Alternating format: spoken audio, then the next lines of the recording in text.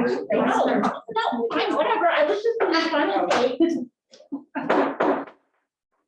I'll call to order this committee of the whole meeting, September 13th, 2021.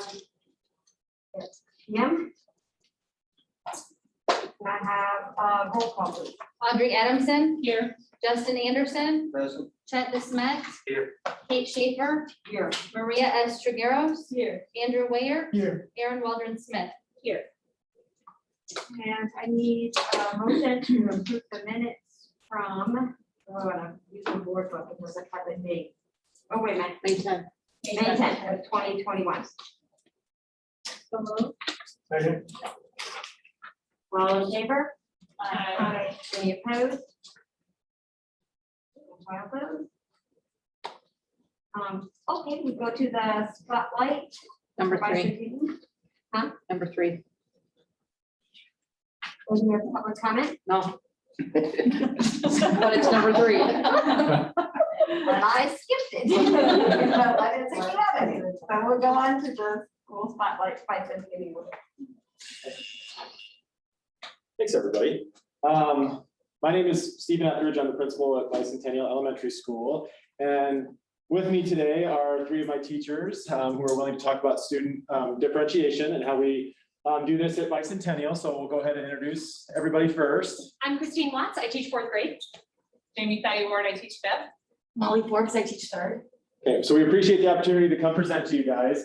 And over the last, well, I think last year, the district finished up a study with Purdue University and Dr. Marcia Gentry on total school cluster grouping. And through that process, I believe that was a 5-year process with our district.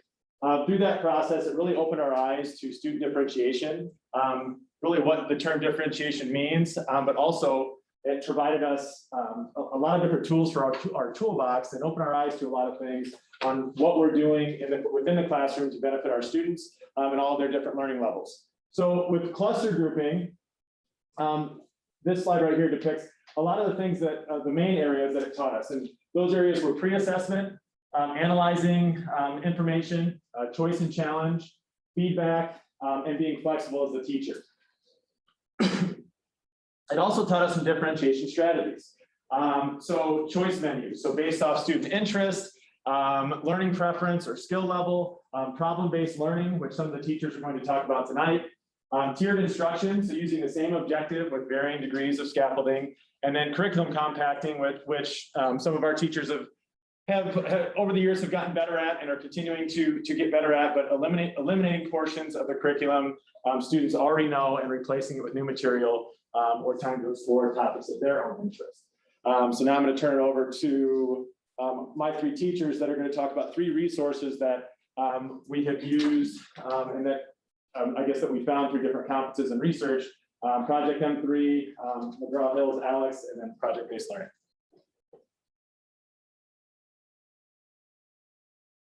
All right, I'm Molly Forbes. I teach 3rd grade. I'm going to talk a little bit about Project M3, which is a math curriculum that meets the needs of talented math students. I learned about this curriculum when I attended the Gifted conference a couple years ago. With this curriculum, students are doing critical thinking, problem solving, and using a lot of communication skills to have conversations about math that they weren't having before. It's not just doing something a little harder, moving faster, we're diving deeper into some of those topics and concepts. So the students are exploring a real life problem and they're using some journals to think, write, and act like mathematicians to solve these problems. They're working together. There's a lot of great use of a lot of math conversation going on that I wasn't seeing before with a lot of these students. I got this from some grant money from the Moline Public Schools. I did this in April of 2020. Last year, I gave it a try.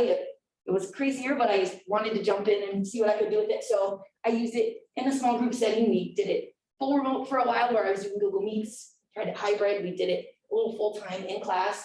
And I'm hoping this year we've got a new structure to our day where we've got this half an hour of core plus more time where I'm hoping I can meet some of those needs of those talented math students during that time there.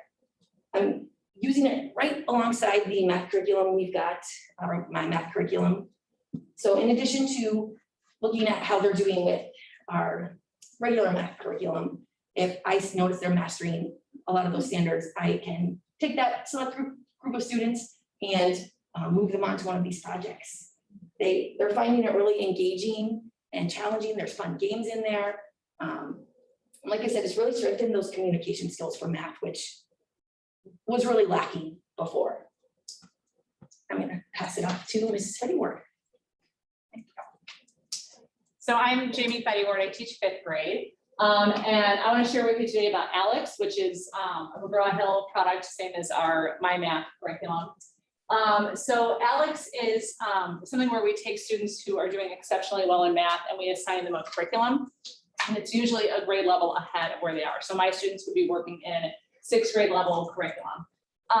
The problems that they work on are sort of infinitely generated. So it's not like there's a bank of 6th grade problems and then you complete them, and when you complete them, you move on. The program just generates more and more problems until a student develops mastery on a topic. So this is really helpful for if you have a group of students that are ahead. I had kind of a special situation last year where I had a student who was multiple grade levels ahead, and I was able to give her some one-on-one coaching at some 7th and 8th grade concepts. But where it's really great for groups, and I'll show you an example of a report here in a minute, is you can see what your group is ready to learn. So based on where they've progressed in a certain topic area, whether that's whole numbers or decimals or fractions or ratios, you can see individual concepts that a large percentage of your group is ready to work on, and that can inform your instruction during guided math workshop with that particular group of students. There's built-in support for when students are working independently in the program. So if they're stuck on something, they can flip to a completed example and see that. And so this is why I like to use it in guided math workshop, because I can have students work independently on it when I work in another group. And then I can also use the data from it to plan for my instruction time with that group.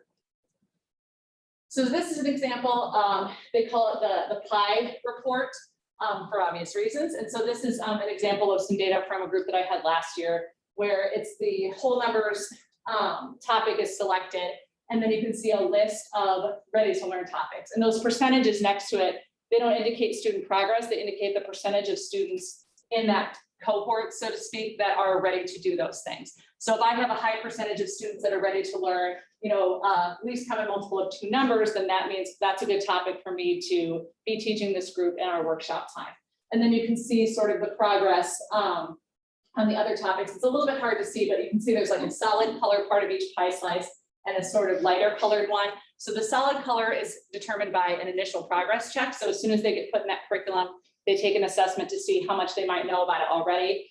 As Mr. Etheridge referred to, the curriculum compacting, we're not trying to go over a bunch of stuff that they know already. And then the little slivers on the sides are things that they've learned and mastered working in Alex.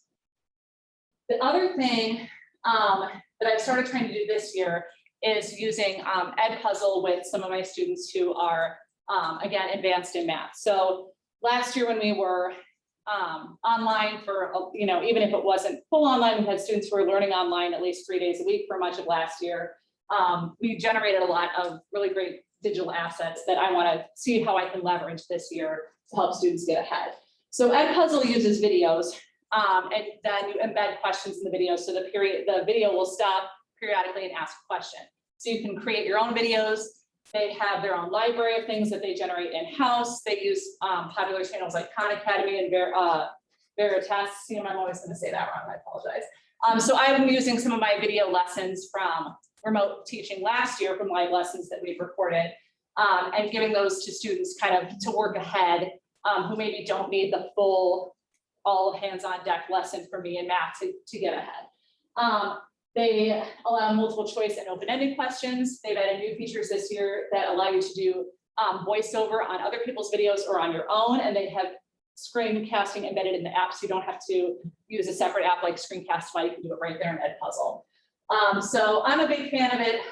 It was a huge, huge part of our success during remote and hybrid learning, and I want to see different ways that we can use it with in-person learning now. And I know some of our upper grades teachers use it for flipped classrooms and things like that, but it also works really well for enrichment and curriculum compacting. So this is an example of how I would use it in a math group. So I've made just a specific set of videos for students that are working ahead in this chapter of math. And you can see it's a mix of videos that I've made in my classroom while we were remote learning, and then other things that I have been able to find just through Edpuzzle to give them extra enrichment. Oops, sound backwards. I'm new to this clicker, pardon me. All right, I'm going to pass it off to Mrs. Watts. Can you hold this? Thank you. So project-based learning is something that I've incorporated because ELE is a little more difficult to differentiate than math. Math is pretty straightforward. I chose project-based learning. I've done it for a couple of years, but this past couple of years, I have done one through PBL Works, which is a little different than what you're normally seeing. It's interest-based, so students are engaged instantly. I actually give a Google form to my students, and I have them pick the top 4 topics, pick your top one and go in order. And then I group students based on their interest. It's focused on real world problems. 2 of them that I'd like to show you. This one is a Mars. So one of the topics is Journey to the Red Planet. And then the other is a plastics project. These are focusing, you can see the essential questions show you what their actual real world solution is that they have to solve. And these are all standards and research-based. So you'll see the standards written on here.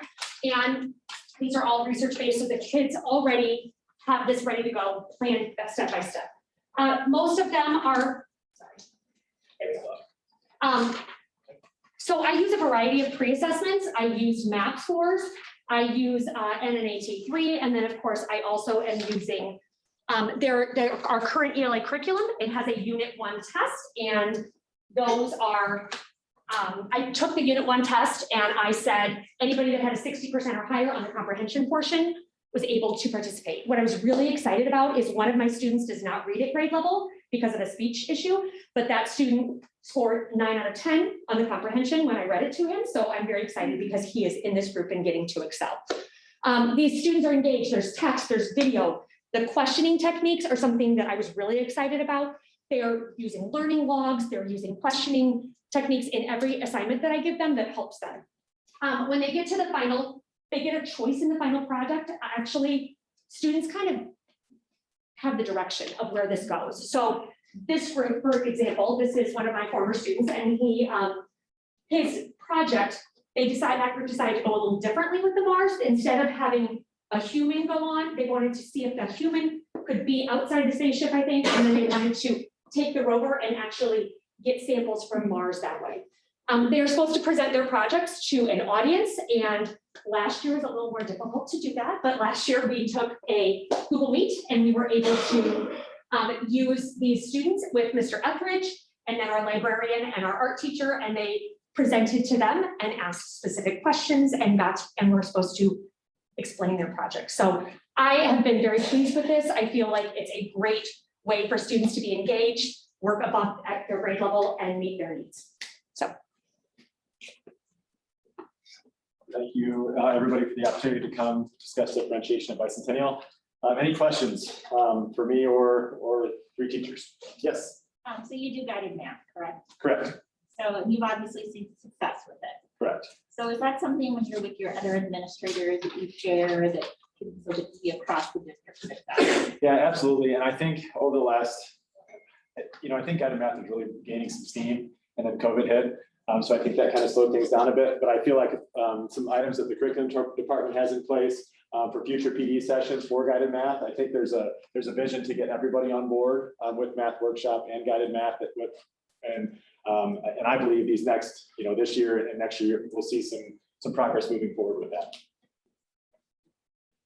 Any other questions? Yes. So just in terms of these resources that we're using, in terms of the technology, the platforms, our ability, I know some of these are probably pilots, they're trying things and we're grant funded.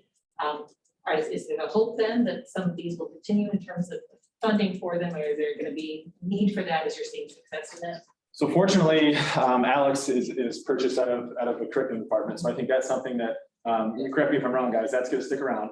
Yeah, currently there's 245 students district-wide using Alex. Some for enrichment, some for our special needs students to be able to meet their math, their levels at their level for math as well. So it's in place, yes. And then Project M3, that was something, again, that was thankfully, Molly had the opportunity to go to the Illinois Council for the Gifted Conference with Tom and a few other teachers across the district. And then we were fortunate enough to receive the Moline Public Schools Foundation grant funding. But this is something that I know is on their radar, and they're looking at purchasing for, go ahead, Ryan. I'm just gonna add, because you heard the Core Plus More Time that we implemented at the elementary. And what we're gonna be doing is we're gonna be monitoring what teachers are doing during that time, like the resource Molly's using, and we're gonna look at that progress. So hopefully we can get those tools to our teachers and purchase resources that are making a difference. That's our plan as we evaluate that as we go through. I will say though too, Aaron, you mentioned guided math. I'm a huge proponent in guided math and math workshop. I think it significantly can impact student achievement. Prior to COVID last year, our building, over 70% of our kids were meeting their math fall to spring goal, which is, I mean, we went up, I'm gonna say 21% from the time we started with guided math, trying to get all the teachers trained and things like that to that time. I mean, we were riding really high. And then, just like everybody, we're impacted, so, my goal obviously as an administrator and our teachers' goals is we want to get those scores back up because the students feel good about themselves, the building feels good about themselves, and obviously then morale improves both from the student side and then from the teacher side. But being able to do that, when we look at our data, the standard of error on math testing, and I don't know how much you guys know about this, but there's a plus or minus 3. So if they're within that range, they theoretically meet their goal. So that was pre-standard of error, we're meeting over 70%. And if you were to factor that standard of error in, 1 year we were over 80%. And, I mean, that's significant. So I think guided math is something that I've always been very passionate about. I know the teachers over the years, they've really bought in and they love it. Yeah, I'm just gonna add to that, because like Steven said, we were really trying, we want to get that PD to everybody for guided math. But this year, we've got an elementary system guidance. And the next best thing without doing guided math is the workshop model approach and trying to get that small group instruction going. And really what guided math offers is specific strategies inside that workshop model that we hone in on. So we already have some buildings that we are doing some PD this year in, and we're going to just keep expanding that and getting everyone trained. Awesome. Any other questions? Thank you very much for the opportunity. We appreciate it. Thank you for coming. All right, we'll move on to summer programming and extended school year updates. So, Mr. Ryan, thank you.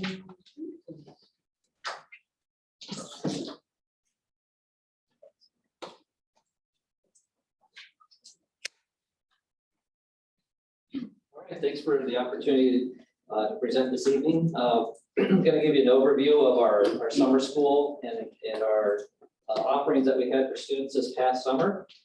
There was 3 phases. First phase was extended school for elementary students. This was at the end of last school year. Phase 2 was our traditional summer school, which most of you are familiar with. That is with our satellite partners, our high school program, and then our Lights On for Learning enrichment program at the middle school. And then the last phase we added this year was a 2-week jump start prior to school starting this year. Extended school this past year was 4 total days. It was a week from June 1st to June 4th, 3 hours per day. There were 7 elementary schools that participated. Approximately 175 students and 30 staff participated in extended school. And the focus was on remediation review of math and ELA skills. Traditional summer school, our elementary district partnership programs were at the Two Rivers YMCA, Springbrook, Boys and Girls Club, and we added a new partner this year, Trinity Lutheran Church, which was able to serve some of our students that attend Lincoln Irving School. At our summer school programs, students received daily literacy intervention using 2 different models. LLI is one of the models, and the other one is the RISE framework. The RISE framework is something that we added new this year, which is groups of 4 students rotate through 4 instructional stations. They read and reread a book to build comprehension and engage also in word study and writing. And so that is something that's a little bit different from LLI, is adding that word study and guided reading part. And typically it's about 45 minutes per day for about 6 to 8 weeks.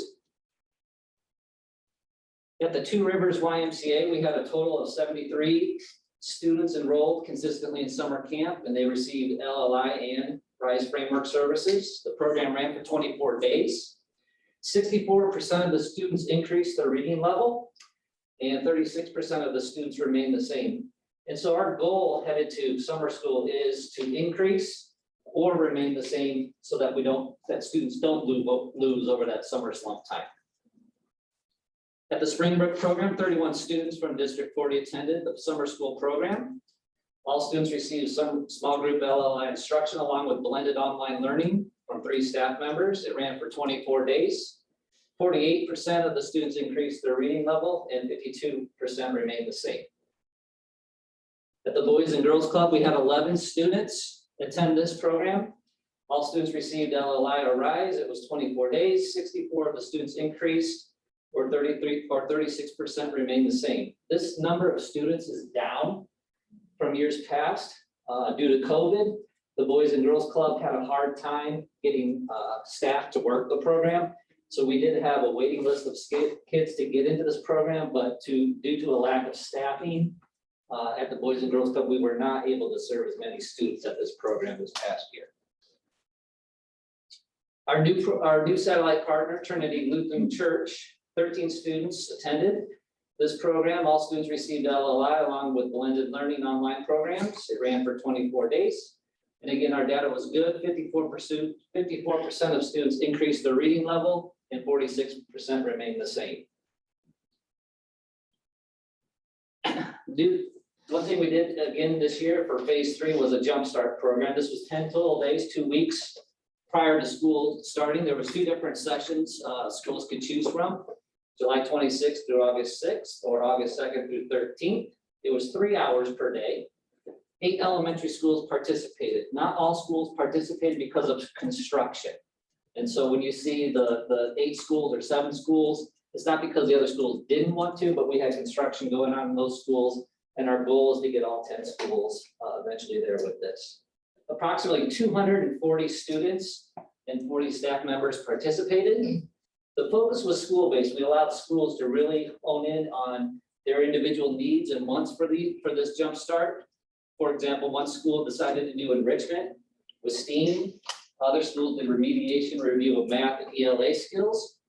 And some held the 2 weeks to support incoming K students to get them ready, just to get acclimated with the school environment, procedures, things like that prior to school starting.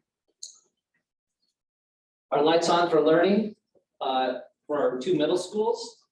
The Wilson Lights On for summer enrichment included 15 students, 3 teachers and 2 paras. It was a 3-week program, 9 to 12, Monday through Friday. Field trips included the Putnam Museum, Hy-Vee, Cinnamon Ridge Farms, Quad City Botanical Center, Hot Glass, and the River Music Experience. Students received a daily rotation of math, ELA, and engineering activities.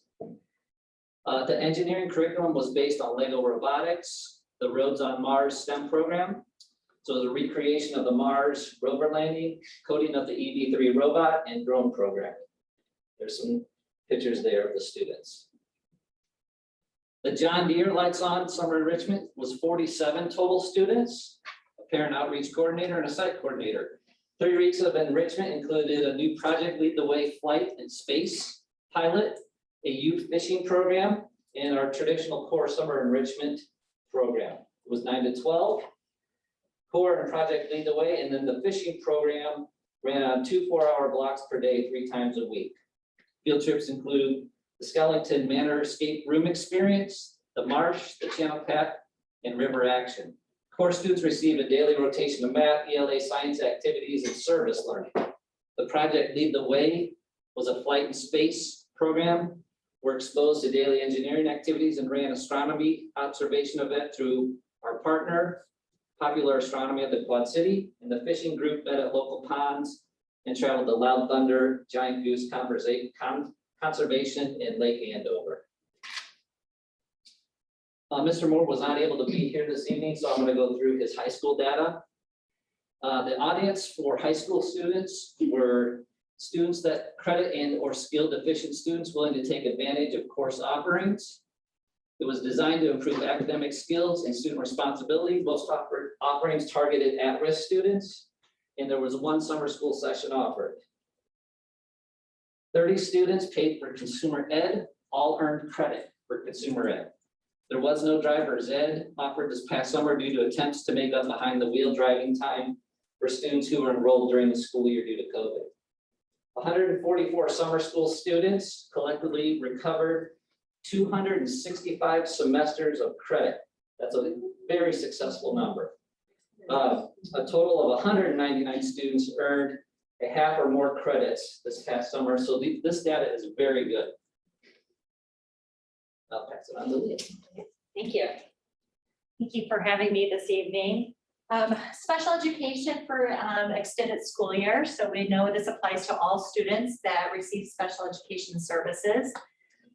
The 3 qualification areas, although we know all our students can benefit from ESY, one big area for special education as far as state guidance go, we need to look at how their goal progress is improving. And so interesting fact on this, so this is every year we look at their goal progress, and we really thought when Kristen and I were sitting down, we really thought that number would increase due to how impactful last year and the year before was to us. But it was surprising enough, our numbers went up 10 students total. So although, I mean, I was expecting astronomical numbers. So that speaks a lot to us being able to get back to school, get back into some routine.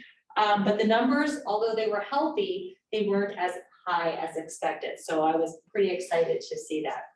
The other piece of it, we also provide intensive special education services. Obviously, it provides academic, social skills, vocational, and communication support. So these are the neediest of our needy children as far as special education goes. And obviously, we always look at them achieving their goals that we set for them each year. So having said that, we had 2 home bases. We had our normal one in Hamilton, which is a fabulous facility.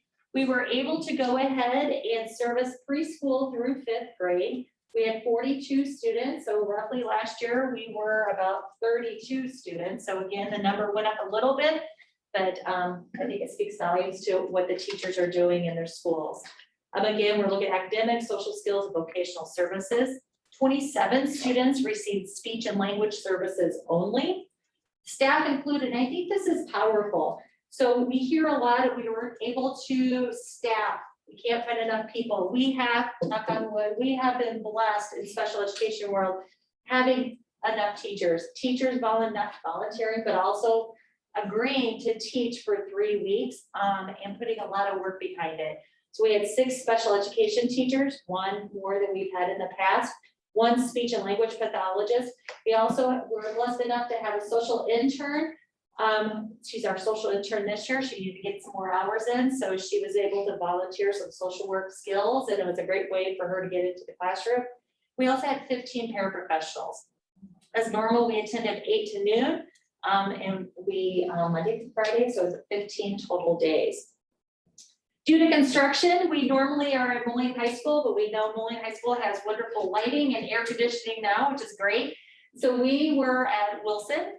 There, it was only 1 class, our secondary folks, and there was 11 students total, 1 special education teacher with 3 paraprofessionals, along with our speech and language pathologist. I also want to say that our nurses were in both buildings. So again, we know how tight our nursing schedule is, and they have been able, they've done a great job to support us. So we thank them for everything they do. So moving forward, overall, I would say it's a huge success. Our attendance for ESY, we were right at about 85%, which is pretty significant in there when I look at that. The students were making progress, some more than others, I will tell you, but the main thing is socialization was there, and we had some great teacher instruction going on. One big area is, and it's a big goal for Kristen and I, always to look at ways to make this stronger and how we can get more students more individual help as we need it. One big area this year, as I was really looking around in ESY, we have a lot of paraprofessionals that we need. They're our right-hand people. We couldn't do our jobs if it wasn't for them. So one big area that we're really looking at is how can we train those paraprofessionals even more? So we have to understand these paraprofessionals are coming from all buildings. I mean, we have never worked with some of these students, life skills, all the way to the multi-cat. And so we want to make sure they're adequately trained as well as our teachers. So we're going to be exploring how can we better train them, prepare them for those 3 weeks of instruction. Any questions for special education? Yes, Mike, yes. Did you have any problems filling your para positions, or were they easily filled? You know what? No, I mean, truly, we were good with paraprofessionals as well, and we hired every single one of them. That was a mission. So sometimes we may not hire every one of them, but this year we tried to hire every single one that applied for special education services, and we were able to hire all of them. That's awesome. And then, yes, as well as our special education teachers who are so dedicated. We couldn't do it without them. So I will tell you the atmosphere for summer school, I always try to impress, although we're very structured, we also know it's different than normal school year. So we run it more like a school camp, but with instruction. So we are a little bit more relaxed. You know, they can wear jeans if they want to, they can wear shorts, and I'm telling you, a t-shirt and shorts go a long way in the summer for teachers and for professionals, no matter what they're paid. And so we try to look at it differently than a normal classroom, and the stress is just a little bit less than a normal classroom that you see during the school year. So that's been our mission, and we plan a lot of great fun things with our kids in the learning process. And so I think that's one of the main reasons why we keep them coming back. So. Any other question? A couple goals also that I'd like to bring up is one at the YMCA. If you're familiar with the YMCA, it's an all-day program, and it's really a day camp type of setting for students. And so one thing that we want to work on, we had some consistency issues with students showing up for their reading time. They're at the program, but they may be with a camp counselor who's a high school student or a college student, and they're having fun and a great time. Well, and they may have missed their reading time. So we want to we're going to meet with the YMCA to talk about a procedure for consistency for those students to make sure that they are attending that reading time. It is their program, but we staff our reading teachers there at the program, and we want to make sure that we're utilizing that time effectively for our staff members. We want to continue to recruit more students and staff to continue to meet the needs of our students. That includes the Jump Start and Extended School and getting that to all 10 elementaries. And we want to reestablish our partnerships at the Skip Along and Salvation Army. Those two programs decided not to have a summer program due to COVID, so they were not comfortable yet coming back. Those have been traditional partners for us. We want to reestablish that. And then one thing that we want to start brainstorming is we have great relationships with our satellite programs, but we want to maybe look at, could we do a summer school at a neighborhood school? So if I attend, let's say, Hamilton Elementary, is there a model out there or something we want to look at where maybe we are able to host our own type of summer programming for those students for that particular neighborhood school? So we're going to start researching and looking at some of those models as well. Any questions? I have a suggestion. I'm gonna be a librarian for a minute here. So on a normal year, pre-pandemic, we know there's generally often a major reading loss over summer. But now we have COVID plus our normal reading loss, but now we also have tablet fatigue, where students have a hard time reading on tablets and computers because they're on them all day. I would love to see a focus on the love of reading instead of just the instruction of reading. Because if we, not that I'm not saying instruction of reading is important, but if all we do is hammer that, that becomes a task for them and it turns them off from reading. So I would love to see the love of reading be part of the program. That's good feedback. Thank you. Right, thank you. Thank you very much. Now I need a motion to adjourn the committee of the whole. All in favor? Opposed?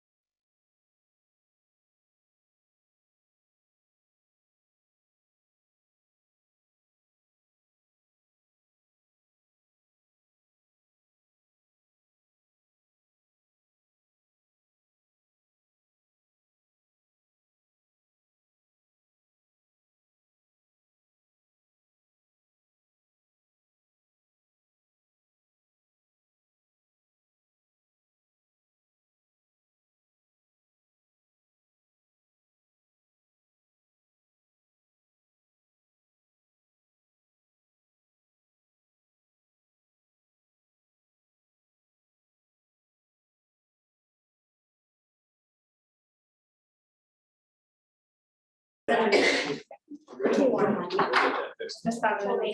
And you know there's yellow. So, okay.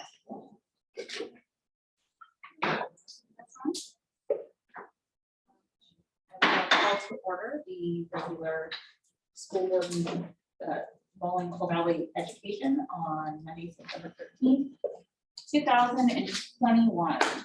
Can I have a roll call, please? Audrey Adamson. Here. Justin Anderson. Present. Chet DeSmet. Here. Kate Schaefer. Here. Maria S. Figueroa. Here. Andrew Ware. Here. Aaron Waldron Smith. Here. Please rise for the pledge of allegiance. Pledge allegiance to the flag of the United States of America and to the republic for which it stands, one nation, under God, indivisible, with liberty and justice for all. Okay, the next item on our agenda is the approval of minutes. Okay, is the minutes of the open session of the regular board of the education meeting on August 23rd, 2021. Do I have to do them separate, right? Mhm. Yep, that's testing me. Okay, gotcha. Do I have a motion? So moved. Second. All in favor? Aye. All, anyone opposed? The minutes of the closed session of the regular board meeting of education meeting on August 23rd, 2021. Do I have a motion? So moved. All in favor? Aye. Anyone opposed? Okay. Communication, public comment, and participation. None. Okay, awesome sauce. Sorry, I've been running elementary kids.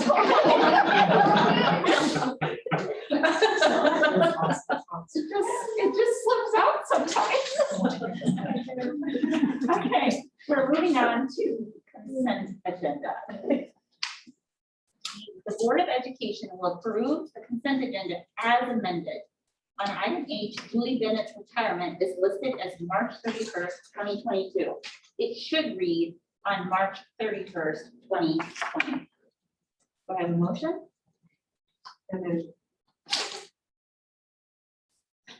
Roll call, please. Discussion, and any discussion? No, hearing none, roll call, please. Chet DeSmet. Aye. Kate Schaefer. Aye. Maria S. Trigueros. Aye. Andrew Ware. Aye. Audrey Adamson. Aye. Justin Anderson. Aye. Aaron Waldron Smith. Aye. Okay, so for number 6, we are pulling item number 6 for the Bi-State Regional Commission, the adoption of the Brook Island, Illinois County Hazard Mitigation Plan cannot be approved until after the Illinois Emergency Management Agency and Federal Emergency Management Agenda have completed their initial review. Therefore, this item will be voted on at a later date. Okay, Dr. Savage. Very good. I have a couple of items for you tonight. Mid-quarter already. We are starting the 5th week of school. We did that today and are already at the midpoint of the 1st quarter. Kids and teachers are beginning to settle into the normal structures and routines of school. And we're also in our fall assessment window, which will yield critical results in understanding where our kids are actually at in terms of their academic growth. Community conversation. This year, we will plan to offer quarterly community conversations. These events became a popular way for parents and community members to have direct access to the district and be able to have their questions answered and learn about current programs and information. The first event will be Thursday, September 23rd at 6 p.m. And I believe Ms. Schaefer will join me for that first quarterly community conversation. We will offer the event for in-person attendees here in the Coolidge PD room, as well as Zoom. Zoom was the favorite among parents last year as we were able to have over 100 participants each time. Ribbon cutting. We will have a formal ribbon cutting ceremony for the new PE facility at the Moline High School this coming Wednesday, the 15th at 5:30 p.m. There will be a brief ceremony and then an open house for visitors to preview the facility. We now have a number of Board of Education members planning to attend, so thank you for that. Vaccination clinic, also on the 15th, this coming Wednesday, we will have another new vaccination clinic for COVID-19. The clinic will be held in the lobby of the Bartlett Performing Arts Center at Moline High School. The first dose will be this Wednesday, the 15th, and the second will be on October 6th. The times will be from 11:30 to 3:30 p.m. on both days, as those days are early release days for school improvement. The clinic is open to any age-eligible student, staff, or family member. This also allows for any unvaccinated staff member to receive their first dose of the vaccine, should they choose to, before the governor's order of the before the governor's order, or to be vaccinated. Before the governor's order to be vaccinated or submit to weekly testing. Sorry about that. Vaccine and testing plan for all staff. As you are aware, the State Department of Education and Governor Pritzker announced that compliance timeline for school personnel to be vaccinated for COVID-19 or submit to weekly testing has been extended to Sunday, September 19th.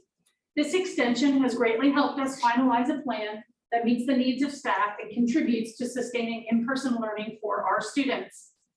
The plans we are putting in place continue to be fluid, pending new guidance or executive orders. We do know that while some employees may have an exemption to receiving the vaccine, such as a medical or religious exemption, there are unfortunately no exemptions for testing. We also know that the order applies to coaches and volunteers, and we are finalizing plans for these individuals, and especially those that may not have a Moline-Schools.org email address. Vaccinated staff can continue to upload a photo of their vaccine card or other vaccination record until Sunday, September 19th. Then no other action will be required. And we are also collecting them at the Human Resource Department at Allendale. We are doing really well in terms of our number collection. I believe we are close to 600 cards at this point, and our head nurse, Dawn Carnahan, has already begun processing each one and entering them into a spreadsheet. So we'll be able to really know here in the next week what our final numbers are for those that would need to take part in the weekly testing. For non-vaccinated staff, beginning the week of Monday, September 20th, non-vaccinated staff will be able to confirm weekly that they are not COVID-19 positive. These employees will be asked to complete a negative test confirmation form by Friday at the end of each week. The form will be simple and electronic, similar to the employee symptom self-certification form that was utilized last year. The mandatory weekly COVID-19 test for non-vaccinated employees should be completed outside of working hours and at a place of the employee's choosing. Lastly, while employees can test anywhere, our district has engaged in a partnership with the School Health Link. They're currently located in Rock Island, and they're open Monday through Friday until 4:30 p.m. As a part of our partnership with School Health Link, the district will pay for the $15 testing fee for those COVID-19 tests taken at their facility at School Health Link. These fees will be covered for all employees utilizing School Health Link for their weekly testing through the end of October as of now. The rules are complicated, and we are still awaiting further guidance from the State Department of Health and Education. And with that, we will continue to communicate and adjust as we learn more. That's what I have. Questions? I was just going to ask, I mean, some board members, Allendale would need ours as well, our vaccination cards, or is that just, just the employees of the Moline-Coal? Are you asking if board members need to do that? I would think if you're interacting with students or other school personnel, that's the procedure. So you're certainly welcome to do that. We have set up a specific email address through the Ed Tech Department at covidcard@moline-schools.org, and I can send that information to you. And just a copy of it. Yep, just a photo, or folks can bring it into the Human Resources Department at Allendale this evening. So thank you for that reminder, Bree.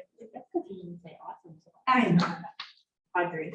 I was saying for the employee testing, you said it's a form, do they have to upload an image of a verification of a negative test then? We are making that capability in the form as well. However, we do know that depending on where they get tested, they might not receive an actual document. They might receive the results verbally or over the phone or something like that. So if they have it, they can upload it. We've got that portal available, but we do know that not everybody is getting a paper result.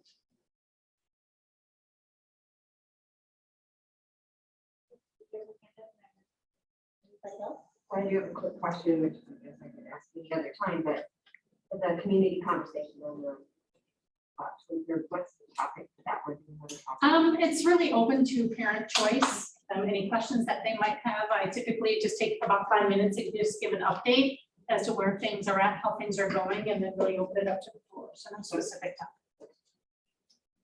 Before we move on to our board education norms, I just want to make the board aware that Tuesday, I'm having my surgery. And for the first 2 weeks, I will be totally out of touch. So if you need something, please contact me or Dr. Savage. My husband's taking my computer from me. So. Yeah. That for you. Good for you. Yes, probably gonna be sad for him as well. All right, so now the review discussion of our board education norms. We've had to put this off a couple times. It's been a while. So I just, you were given a homework assignment. I'm gonna get a 0 on that one. I didn't either. So I didn't bring my book. Okay. All right. So, okay, all right. This is the teacher I mean. This is important work and it needs to be done. So I'm giving you a new date. We're not getting out of this. No, I don't. No, I feel like we should. no, we're doing this. So. When did my calendar wait? I will not be here.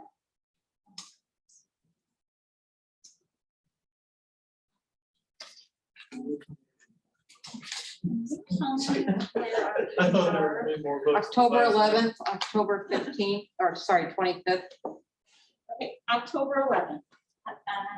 No, I will not be. October 25th? Yes, that's right. Are we all gonna be here on the 25th? You're gonna come back with it all marked up or with big stars that say cool, ready to go. Or awesome sauce. Or awesome sauce. Yeah. I'll take awesome sauce too. Yeah, I might, Yeah, say awesome sauce. I don't know, I just thought I feel like words everything. Let's give it a try. Not today, maybe October 25th. Okay. Thank you, Erin, for that extension and greatly appreciate it.